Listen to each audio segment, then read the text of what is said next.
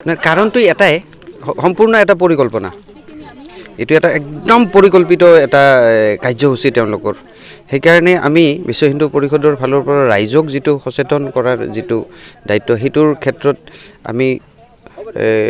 বহু কৰিবলগীয়া আছে ৰাইজক সচেতন কৰাৰ ক্ষেত্ৰত আৰু ৰাইজ নিজেই আমাৰ যিটো মানুহে ভাবে মডাৰ্ণ কৰিব যিটো কথাটো মানে আচলতে আমাৰ ৰাতিপুৱা উঠি বাচ্চাই গা ধোৱাৰ পিছত যে নিজৰ পূজাথলীত সেৱা প্ৰাৰ্থনা কৰিব লাগে সেইবোৰতো ক'ৰবাত অভাৱ হোৱা যেন অনুভৱ হয় সেইকাৰণে আমি নিজৰ ঘৰখনকে যদি সংস্কৃতিবান কৰিব পাৰোঁ তেতিয়াহে আমি সমাজখনক হয়তো অলপ সমাজৰ বিষয়ে চিন্তা কৰাত আমি হয়তো পাৰগতা হয়তো পাৰিব পাৰোঁ বা আৰু দিহা পৰামৰ্শ ৰাইজৰ গুৰু আমাৰ যেনেকৈ আমাৰ মঠৰ গৰীয়া মঠৰ প্ৰভু আছে এই আমাৰ যিবোৰ সন্ত মহাপুৰুষ এওঁলোকৰ যিবোৰ বাণী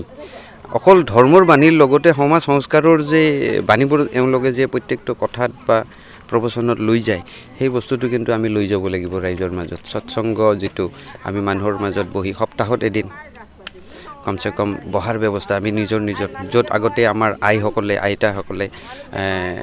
বুঢ়ী ভক্তনী বুলি কয় নাম প্ৰসংগ কৰিছিল সদায় আবেলি কৰিছিল কিন্তু সপ্তাহত এদিন কৰি সেই পৰিকল্পনাটোৱে আমি যে বয়সীয়াল মানুহে কৰিব সেইটো নহয় আমি আমাৰ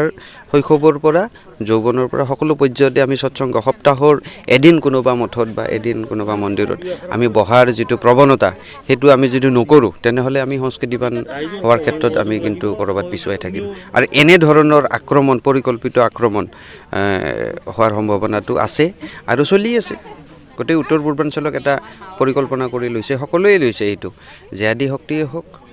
বা আৰু বিভিন্ন শক্তি হওক ইয়াক আমি প্ৰতিহত কৰিব লাগিব ৰাইজ সজাগ হৈ অনুন্নত অঞ্চলবোৰক আমাৰ যিসকল ব্যৱস্থাত থকা ব্যক্তি যিসকলে হয়তো কোনোবা অঞ্চল অনুন্নত কৰি যিটো আমাৰ এইটো অঞ্চল অনুন্নত তো এইটো অঞ্চল আচলতে ৰাইজে দুখীয়া মানুহ কিছু আহি ইয়াতে ঘৰ বনাইছিল বহু বছৰ আমি সৰুৰ পৰা দেখিছোঁ ইয়াত ম্যাদী পাত্তা থকা মানুহ আছে ইয়াত অলপ ৰাইজৰ কিন্তু ইয়াত একদম ডাইৰেক্টলি জিলা প্ৰশাসনৰ যদি চকুৰ ফেলাই কিনে যদি উন্নয়ন কৰিব পৰা নাযায় তেনেহ'লে ইয়াৰ মানুহবোৰ বহুত কষ্টত আছে পানী খাবৰ কাৰণে অসুবিধা কাৰেণ্টৰ অসুবিধা বাকী উঠি যোৱা নামি যোৱা স্বাস্থ্য পাতি হেন তেন ৰাস্তা ঘাট এইটোতো আছেই সেইটো আপোনালোকে দেখাই পাইছে অৰ্থনৈতিকভাৱে অনুন্নত ইয়াৰে মানুহখিনি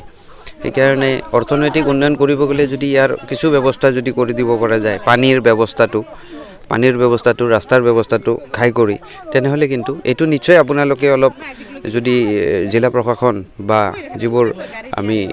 নেতৃত্বস্থানীয় কাৰণ বিশ্ব হিন্দু পৰিষদে আমি সজাগ সমাজখনক কৰি ৰখাৰ দায়িত্ব আমি উন্নয়নমূলক কাম কাজত আমি মাত দিবলৈ নাযাওঁ কিন্তু মানুহৰ অসুবিধাৰ কথাটো এইটো যিটো দেখিছোঁ সেইকাৰণে উন্নয়নৰ ক্ষেত্ৰত সেইখিনি মাতিবই লাগিব সেইকাৰণে আপোনালোকৰ সহযোগ বিচাৰিছোঁ সেইখিনিয়ে আমাৰ ওচৰে পাজৰৰ মানুহ মই তাকেও ৰাতি নাপাওঁ ৰাতি মই কত মানুহৰ ঘৰে বেৰাইছোঁ তাকে কোনো মানুহ একজন অহা নাই কৈ কি মোৰ জৰাইছে মোৰ অমুক হৈছে মোৰ তমুক হৈছে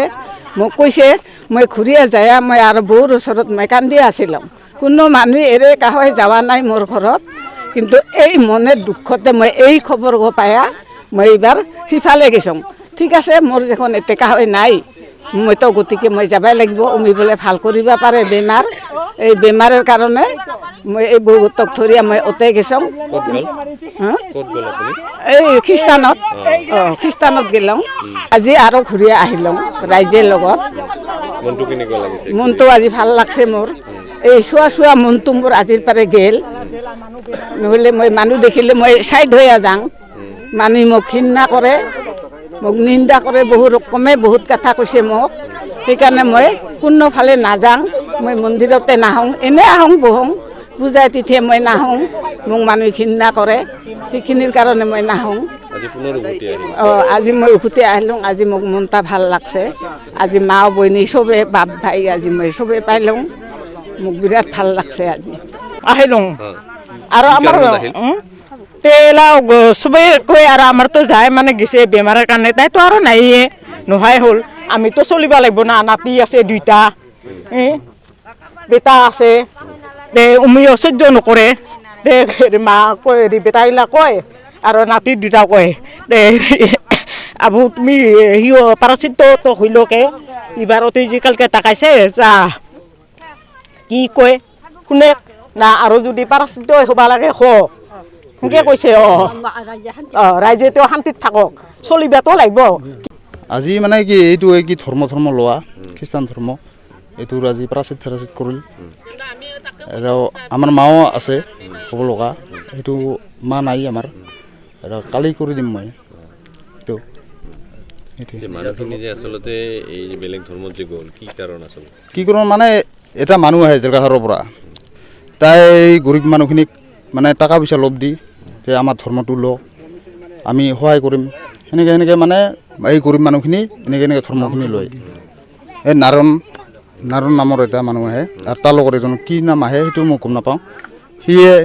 আহি এনেকুৱা কৰে অঁ ইতিমধ্যে কেইবাটা পৰিয়াল